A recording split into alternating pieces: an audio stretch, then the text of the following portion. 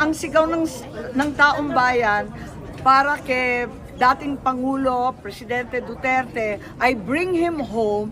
Ang sigaw ko naman sa ehekutibo, bring them here sa Senado para may testigo tayo at maliwanagan ang mga tao. Napakarami pong tanong.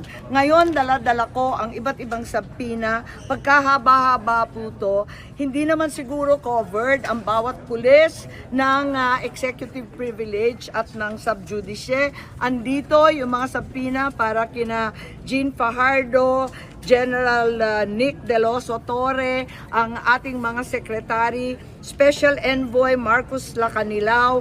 Ang dami po ang dami-daming hindi sumipot, kaya hindi tayo makausad sa atin. Andito rin si General Marbil, ang dami pong sabpina.